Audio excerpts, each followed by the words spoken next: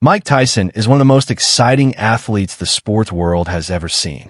A man whose fists changed boxing history and whose name once filled arenas with excitement like thunder rolling across the sky. The youngest heavyweight champion ever, the destroyer of giants. The man behind legendary fights like his 91-second destruction of Michael Spinks. Tyson wasn't just a fighter. He was a show, a storm, a once-in-a-century talent coming from the tough streets of Brooklyn with nothing but raw anger and incredible speed. From a childhood filled with poverty, violence, and being left alone, he fought his way up with a power the world had never seen, changing himself from a troubled kid with a speech problem into a worldwide star feared by champions and loved by millions. But behind the cheering crowds was a life shaped by darkness. And today, at 59, the man who once amazed the planet now faces a different battle.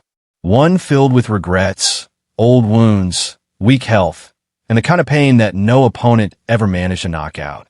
It's sad how the world's toughest champions often come from places that try to break them long before the world ever knew their names. Mike Tyson was born on June 30th, 1966 in Brooklyn's Fort Greene Hospital. Born into a home already broken by absence and questions. His real father, Purcell Tyson, left so early. Mike later said he had no memory of him at all. For a short moment, another man, Jimmy Kirkpatrick, tried being a father. But he too walked away when Mike was only 2, leaving behind another quiet hurt that shaped how the boy saw himself. What was left was a tired mother, Lorna Tyson, fighting day and night to keep Rodney, Denise, and little Mike alive as poverty and tiredness pushed against her like a never-ending storm. They moved through several failing apartments until they finally ended up in Brownsville, one of New York's toughest neighborhoods, where even hope seemed afraid to stay. Inside their cold apartment with peeling paint and a refrigerator that often held more air than food, Mike learned what hunger, cold, and quiet shame felt like. His big glasses and soft lisp made him an easy target, pushed, made fun of, treated like he was invisible. With a mother stretched thin, siblings struggling, and no adult to protect him, Mike learned a harsh truth. When no one protects you, you learn to survive alone. But high above the noise and chaos on the rooftop, he found the only gentleness life had ever given him. Pigeons. He built their homes from thrown-away wood, fed them crumbs he saved from school lunches, and whispered secrets into their feathers. Then came the afternoon that destroyed it all. A neighborhood boy grabbed Mike's favorite pigeon and left the small creature dead on the ground. Something deep inside broke. A fire woke up inside him, created not just from anger, but from fear, pain, and the promise he made for the rest of his life. He never wanted to feel powerless again. That promise followed him into the streets. Looking for belonging, he moved toward older boys who ran with a local gang called the Jolly Stompers. Trouble became normal. By the time he was 13, he had been arrested nearly 40 times. Then in 1978, one desperate, wrong act, grabbing a woman's purse, sent him to the Tryon School for Boys in upstate New York. For 9 long months, Mike sat hoping to see his mother. She never came. And then within those sad walls, fate finally stepped in. One afternoon, Bobby Stewart, a counselor and former boxer, watched Mike hit a heavy bag with a force far beyond his age. In that moment, he didn't see a troubled kid.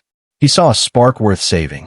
It was the first time in Mike Tyson's life that an adult didn't turn away. Someone finally saw him. Mike Tyson walked into the Catskill Boxing Club at just 14. But inside that dim, dusty gym stood Cuz D'Amato. Cuz studied him in silence. Then he spoke the impossible. "I believe you could be the youngest heavyweight champion in the world."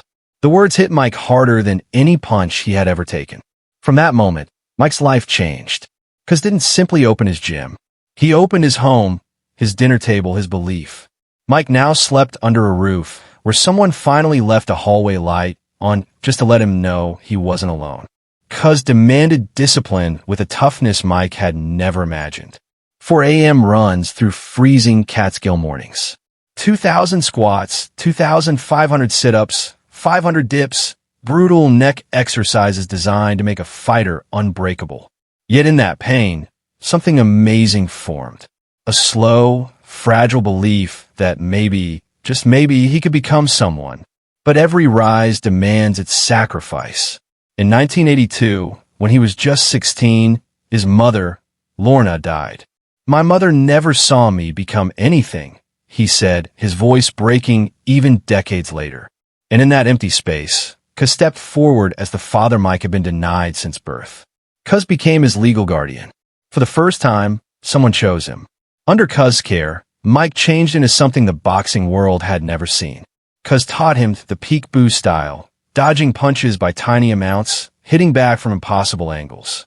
In the heat of that tiny Catskill gym, through sweat, heartbreak, discipline, and belief, Iron Mike was born. Everything Cuz had built inside him caught fire the moment Mike Tyson stepped into the ring as a professional on March 6, 1985. At just 18, his first opponent, Hector Mercedes, fell in less than 2 minutes. That year, Tyson fought 15 fights in 12 months and won every single one by knockout. His rise wasn't just fast. It was violent, brilliant, impossible. On November 22, 1986, at only 20 years old, Tyson overwhelmed Trevor Berbick to take the WBC heavyweight title. In less than 6 minutes, Tyson became the youngest heavyweight champion in history. By 21, he was the undisputed heavyweight champion of the world, holding all 3 major belts. Everything built toward June 27, 1988. Tyson versus Michael Spinks. When the bell rang, he moved like a force of nature. 91 seconds. That was all it took. History didn't shift that night. It exploded. Even at the very top of the world, there are shadows that grow in silence. For Mike Tyson, that shadow began at age 19 when he lost Cus D'Amato in November 1985. Cus was not simply a trainer. He was the father Mike never had. Tyson kept winning after Cus' death, but inside he felt like someone had taken the hand off the steering wheel of a car still speeding downhill. And by early 1990, at just 23, Tyson entered Tokyo undertrained, unfocused.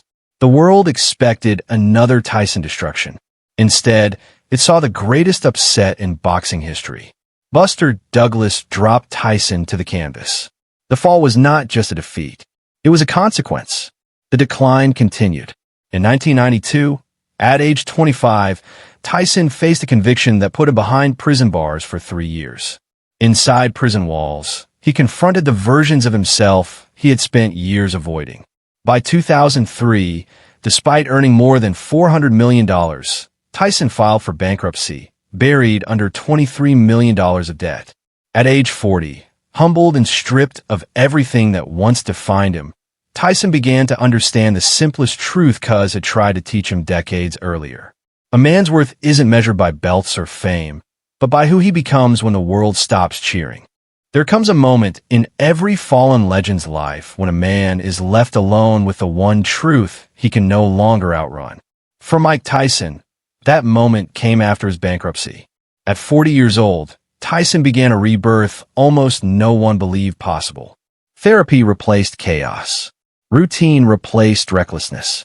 When Tyson stepped on a Broadway in 2012 with undisputed truth, he spoke openly about loss, regret, grief.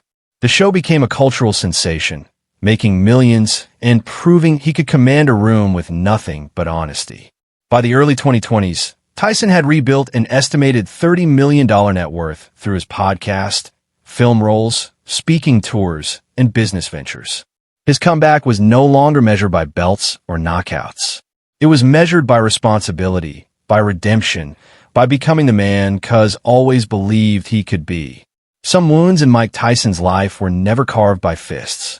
When he met Robin Givens in 1987, their connection sparked fast. On February 7th, 1988, they married. But fame wrapped around their marriage like barbed wire. By early 1989, their marriage fell apart. When their marriage ended, Tyson lost his first fragile attempt at building the family he had dreamed of since boyhood. 4 years later, Mike Tyson met Monica Turner in 1990. On April 19, 1997, they married. Their daughter Raina had been born in 1996, their son Amir in 1997. For a moment, he tasted the life he had always longed for. But beneath the surface, old wounds began to stir. By January 2003, after 6 years of marriage, Monica filed for divorce. In the early 2000s, Mike Tyson found comfort in a connection with Soul Social. When their daughter Exodus was born in 2005, Tyson felt something he had never felt before. May 26, 2009 became the kind of day that splits a life in two. Exodus, just 4 years old, became tangled in an exercise machine inside the home. Exodus was gone shortly after Tyson arrived at the hospital. This tragedy, his deepest, most shattering loss, forced him to face his past with humility. Mike Tyson was standing on the edge, broken by bankruptcy, hollowed by grief. And then Lakia Kiki Spicer stepped into the quiet space. When their daughter Milan was born in 2008, Tyson held her as if she were both forgiveness and future made real. 2 weeks after Exodus's passing, they married in a quiet Las Vegas chapel. More than 15 years later, they are still together because they refuse to let their wounds control their ending. Now at 59 years old, Mike Tyson stands in a chapter not defined by violence, but by discipline and clarity. His net worth today sits between $25 to $30 million. His primary home in Las Vegas is a peaceful haven with wide sun-soaked spaces, a private gym, meditation room, and tennis court. His family is the heartbeat of his life today. Milan is rising in competitive tennis. Morocco brings him joy in everyday rituals.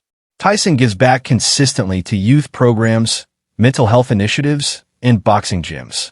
His journey proves that a person can lose everything and still return stronger, quieter, wiser.